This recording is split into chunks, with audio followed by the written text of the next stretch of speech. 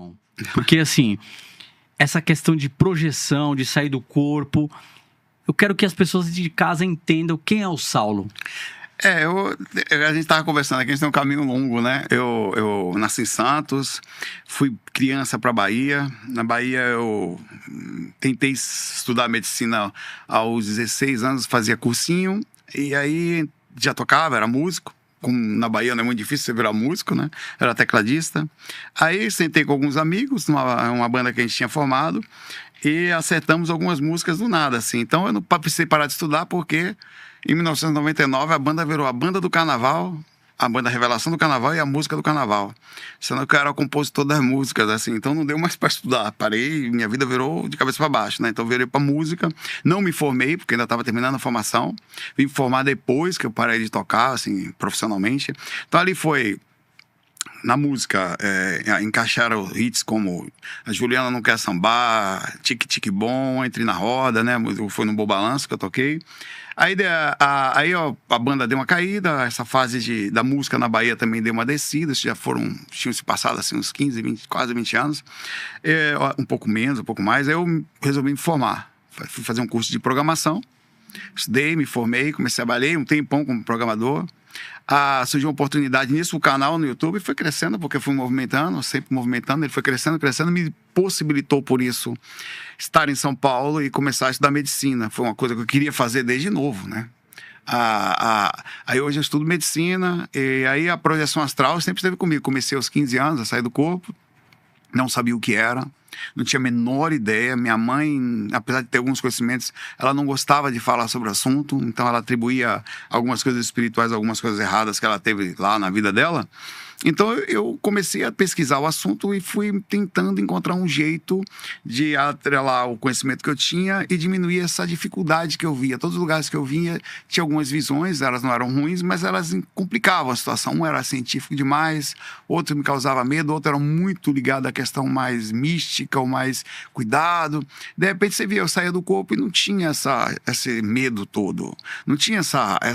Era simples, existiam coisas acontecendo. Eu passei a ter mais medo quando eu fui nos lugares, pra você ter ideia. Essa questão da espiritualidade, né? Você era um cara mais espiritualizado. Sim. Desde a infância. Porque isso fez naturalmente. Eu não era espiritualizado. Eu saí e vi meu corpo deitado. Aconteceu. Quando eu levantei, achei que até que tinha morrido. Eu vi meu corpo deitado no tapete do meu quarto. E aquilo foi me mudando aos poucos. Por exemplo, eu comecei a sair do corpo, dentro de casa, sem entender nada. Aí eu entrava no quarto da minha mãe e via um cara dentro do quarto da minha mãe. Tinha um cara lá dentro, velho. Eu nem sabia o que direito, o conceito de espírito, sabe? Era um espírito. Eu que avisei minha mãe, sem nenhum conhecimento espírita na mãe, tem um cara que ele persegue, mãe. Fica aí dentro do seu quarto. O conceito... Sabe como foi que eu aprendi sobre reencarnação? Com um obsessor, velho. O cara era meu pai, porque ele tava com a minha mãe desde que eu nasci. Ele falou assim pra mim. Porque eu tirava ele do quarto da minha mãe. Pra mim era um cara ruim. Se você entra... Esse conceito de ter paciência com o espírito, eu fui ter depois só. Ter consciência do que era. No momento eu entrava no quarto da minha mãe, tinha um cara ruim lá dentro. Pra mim tinha que sair. Na pancada, se fosse o caso. O que aconteceria se você visse uma pessoa no quarto da sua mãe, da sua filha? Defender, tirar de lá de qualquer forma. Na voadora. Mas você tava na projeção ali. Você tava Sim. vendo. Aí eu avisei minha mãe. E quem esse cara era? Seu pai? Não, velho. Esse cara, ele seguia, ele falou pra mim.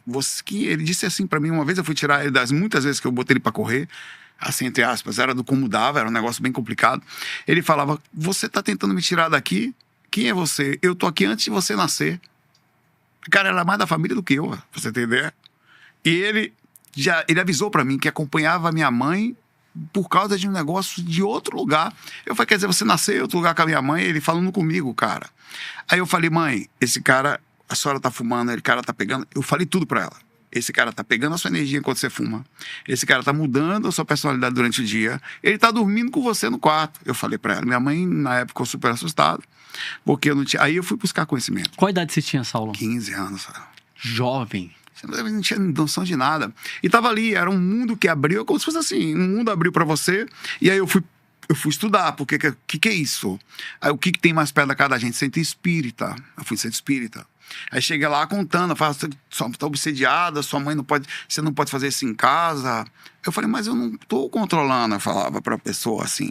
Aconteceu, e aí foi que eu comecei a pesquisar, inicialmente inocente, né, eu recebi essas informações, eu comecei a ficar com medo. Eu não tinha medo até então. Passei a ter medo por causa da forma como a informação era divulgada. Transmitia esse medo, eu falei, como é que eu vou controlar se tá acontecendo? Você dormia e acontecia. Começava a sair do corpo. No período da noite, isso.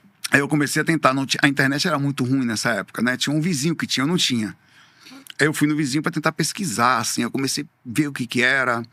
Aí eu comecei a visitar bibliotecas para procurar livros, achei pesquisadores legais, achei o Wagner Borges, que esteve aqui, inclusive. Sim.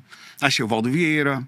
Aí eu falei, nossa, os caras já falam sobre isso, isso existe, então eu não tô fazendo uma coisa. Vê, a vida continua, eu vi no espiritismo. Era igual, assim, só que pelo um ângulo mais simples, visto por uma pessoa que nunca tinha visto. O assunto já era divulgado e eu não sabia. Então algumas pessoas já falavam, mas era de uma forma daquela época. Não tinha internet, não tinha essas coisas, não estavam muito divulgadas, né? Daí...